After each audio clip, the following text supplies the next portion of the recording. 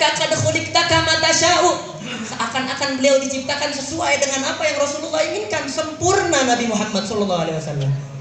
Itulah Rasulullah. Bahkan kata Rasulullah sallallahu alaihi wasallam, tidaklah yang ada di atas langit ataupun yang ada di bumi, melainkan semuanya tahu bahwasanya Nabi Muhammad sallallahu alaihi wasallam adalah Rasulullah dan beliau manusia yang paling mulia. Bahkan lalat, tahu lalat? Ini lalat kagak berani nemplok di badannya Nabi Muhammad. Ada di sini yang kagak pernah diinggapin lalat? Ada apa kagak?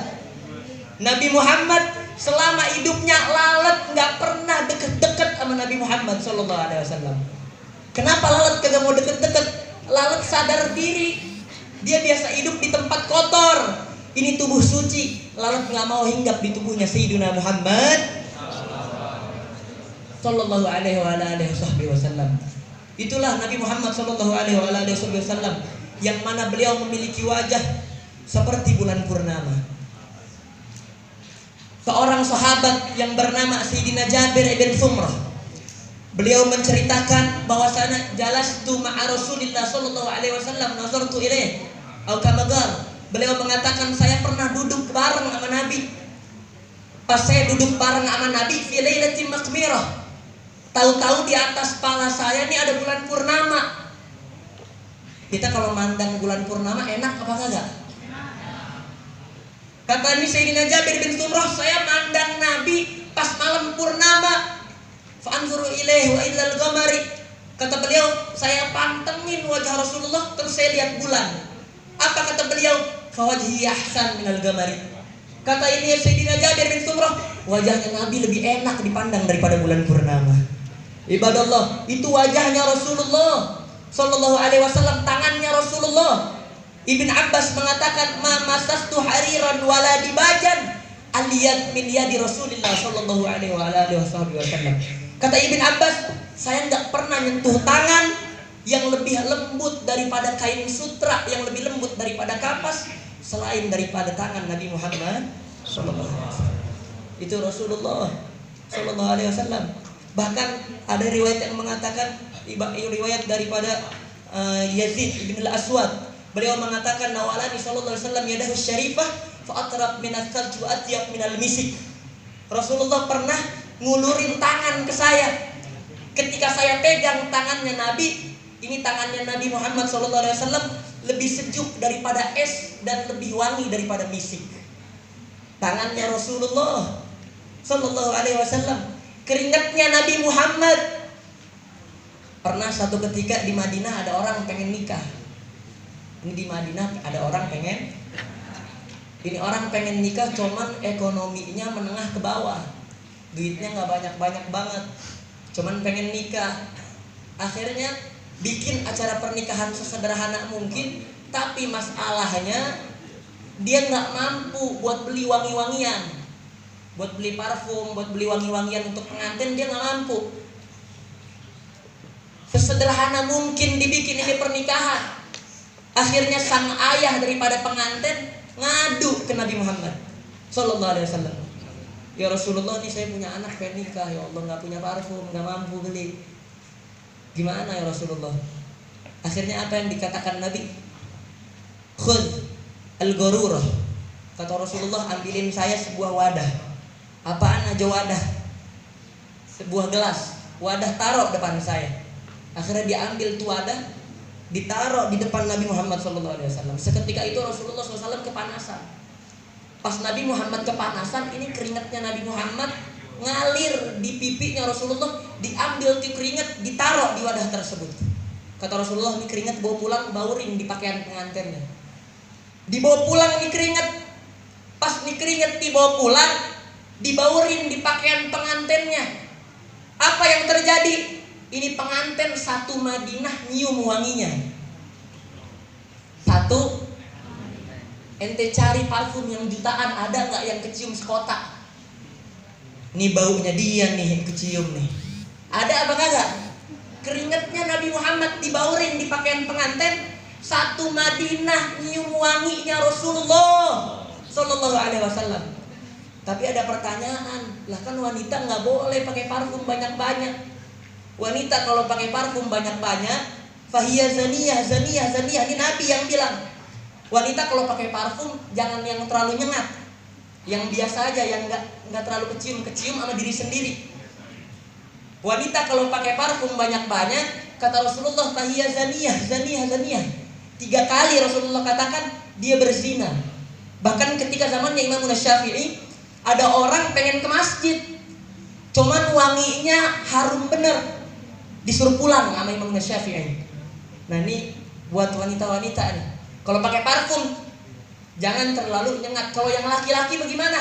Yang laki-laki bebas. Nanti mau pakai parfum kayak tadi itu sekotak nyium nggak apa-apa. Kalau yang laki-laki. Cuman kalau yang perempuan jangan terlalu nyengat. Begitu. Kenapa perempuan jangan terlalu nyengat? Karena perempuan bahaya. Laki kalau tinggal di tengah jalan bahaya apa kagak? Ada yang mau nyomot? Kagak ada. Lah kalau cewek tinggal di tengah jalan kecomot sama orang.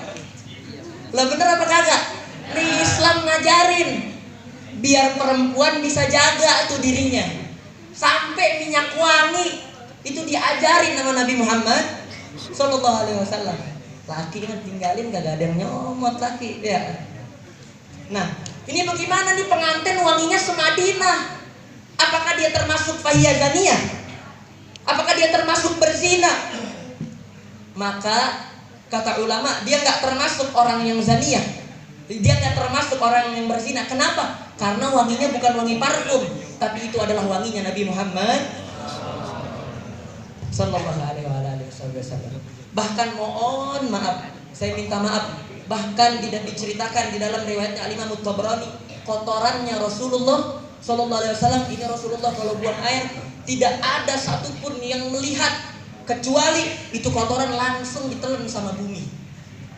Itu kotoran langsung ditelan sama tanah, dan bekas Rasulullah buang hajat itu baunya menjadi harum, yang harumnya itu akan mencapai daripada orang-orang yang ada di sekitarnya. Itu kotorannya Rasulullah Sallallahu Alaihi Wasallam. Laki akan kita aja bau. Bener apa kagak? Maka itu kemuliaan Rasulullah. Kita punya Nabi Allah muliakan, Nabi yang paling mulia. Bahkan Syekh Abdurrahman Ad-Dibai mengatakan, kana sallallahu alaihi wasallam ahsanan nasi khalqan wa khuluqan. Kalau di Maulid Simtudurar beda lagi, dibalik, kana sallallahu alaihi wasallam ahsanan nasi khuluqan wa khalqan.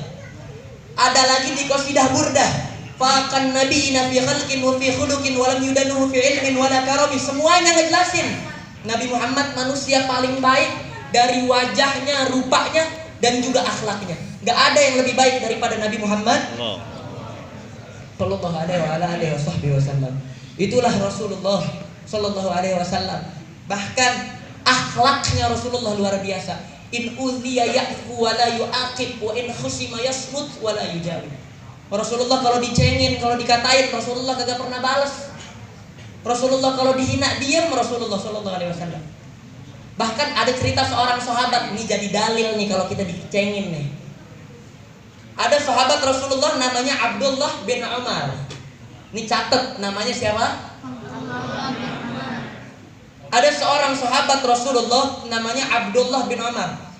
Ini beliau sempat menjadi khalifah. Khalifah kalau bahasa kita presiden begitu dah. Kira-kira presiden lah khalifah. Anggap taruhlah presiden. Ini Abdullah bin Umar udah jadi presiden nih. Lagi jalan nih Abdullah bin Umar dikawal. Datang ke Masjid Nabawi malam-malam. Masjid Nabawi gelap. Pas Abdullah bin Umar masuk ke dalam masjid, kagak sengaja Abdullah bin Umar nginjek orang lagi di malam-malam ke masjid, dikawal rame-rame. Pas nyampe masjid nggak sengaja nginjek orang lagi tidur. Pas keinjek, lah namanya orang tidur diinjek, marah apa kagak? Marah, panas langsung. Ini Abdullah bin Umar langsung dikatain, a'anta khimar, ente keledai. Ini kalau di Arab ngatain orang bukan pakai anjing, bukan pakai babi, bukan. Kalau kita di Indonesia begitu ya. Kalau di Arab ngatainnya khimar. Kenapa khimar? Khimar tuh udah hewan lelet, jelek, ya kan? Males lagi. Tuh tidak pakai udah lelet, jelek mah. Makanya kita yang lelet, jelek, males, mau kagak disamain dengan khimar? Keledai. Ini orang Arab ngatainnya keledai. Ente keledai. Ini presiden yang dikatain. Akhirnya apa jawaban Abdullah bin Umar? Ini presiden orang besar, jawabannya apa?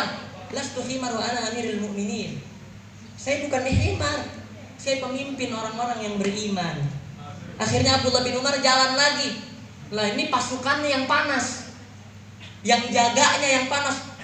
Presiden, ini orang ngecengin, ini orang ngata-ngatain, enak banget mulutnya. Ini mau diapain nih orang? Apa mau kita tangkep? Apa mau kita penjarain aja? Apa mau kita siksa-siksa aja? Apa jawaban Abdullah bin Umar?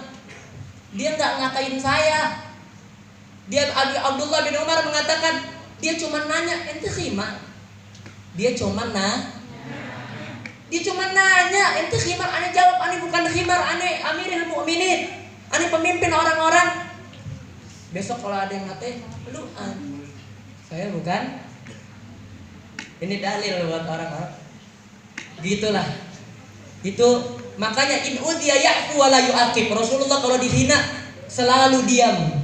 Makanya kita hidup jangan baper. Jangan baperan. Sekelas Nabi Muhammad. Nabi Muhammad manusia paling mulia, manusia paling ganteng. Nabi Muhammad manusia yang akhlaknya paling baik. Ada kagak yang musuhin? Bahkan Nabi Muhammad ada yang mau bunuh. Lah kita siapa? Kagak mau dimusuhin sama orang. Maka kalau ada orang ngata-ngatain jangan baperan, kira-kira begitu. Ya, itu yang pertama. Jangan baperan. Karena sekelas Rasulullah masih ada yang nyaci maki, masih ada yang musuhin. Lah sekelas-kelas kita, kelas-kelas ecek-ecek yang akhlak kita juga banyak kurang baiknya, akhlak kita banyak kurangnya. Jadi kalau ada orang ngatain, wajar. Karena kita punya orang Nabi Muhammad, kita punya Nabi, juga ada yang musuhin beliau, Nabi Muhammad sallallahu alaihi wasallam.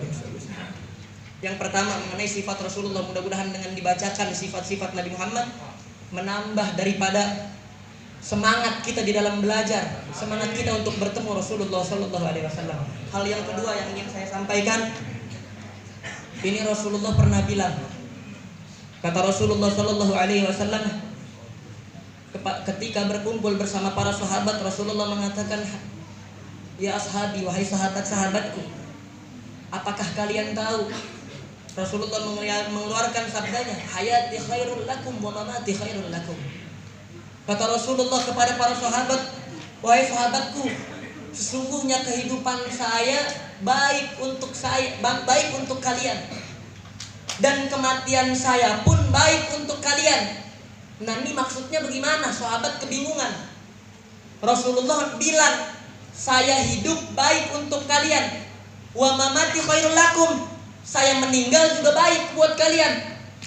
Ini maksudnya bagaimana ya Rasulullah? Sahabat nanya, ya Rasulullah, kehidupanmu baik untuk kami, jelas, karena engkau berdakwah, mengajak orang kepada kebaikan. Banyak orang yang menjadi ingat Allah gara-gara engkau ya Rasulullah. Lalu kenapa kematian engkau baik untuk kami ya Rasulullah? Kenapa meninggalnya Nabi Muhammad kok baik untuk kita? Maka Nabi Muhammad SAW mengatakan, "Urida alayya a'malu ummati," kata Rasulullah. Ketika saya meninggal, semua amal yang dilakukan oleh umatku semuanya disampaikan kepadaku, kata Rasulullah. Wa in wajadtu khaira fahamatullah. Kalau saya lihat umat saya ibadah kepada Allah, saya memuji Allah Subhanahu wa taala. Tapi kalau wa in wajadtu ghaira dzalik fastaghfartu lahum. Tapi kalau Rasulullah nemuin kita lagi maksiat, Rasulullah mintain ampun buat kita ke Allah Subhanahu wa taala. Urida alayya amalu ummati. Amal-amal yang kita lakuin nyampe ke Rasulullah. Jadi Rasulullah tahu kartu kita nih. Balil insan ala nafsihi basirah walau alqa ma'adirah. Kita bisa tutupin diri kita pakai peci, pakai sorban, pakai imamah, pakai gamis. Kita bisa tutupin diri kita pakai jilbab, pakai apapun yang bikin orang lihat kita baik. Balil insan ala nafsihi basirah. Tapi kita tahu siapa kita sebenarnya. Kita orang yang banyak dosa. Makanya ulama mengatakan, ilahi lastunil firdausi ahlan wala aqwa ala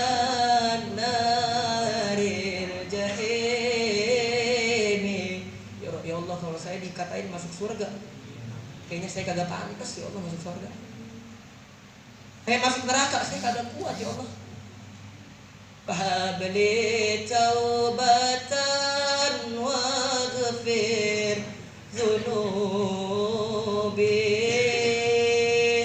fa innaka ghafirud dzanbil azimi dzunubi mithlu adadir rimani fahabli taubatan ya dzal jalali.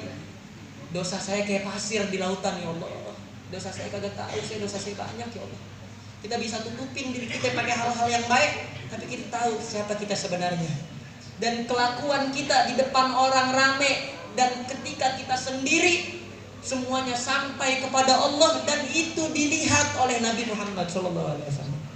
Makanya orang-orang soleh malu dibilang soleh, malu dibilang soleh, malu dibilang alim. Kenapa? Karena takut di belakang jelek dipandang Rasulullah SAW. Pas sendiri dilihat sama Nabi. Di depan orang soleh, pas kita sendiri kita nggak tahu kita di gimana. Makanya orang-orang soleh malu.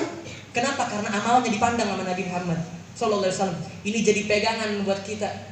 Pengen berbuat sesuatu, pikirin, ya Allah saya dilihatin sama Nabi. Pengen gibahin temennya, ya Allah saya dilihatin sama Nabi. Pengen maksiat sendiri, ya Allah saya dilihatin sama Nabi Muhammad. Nabi Muhammad yang berjuang buat kita.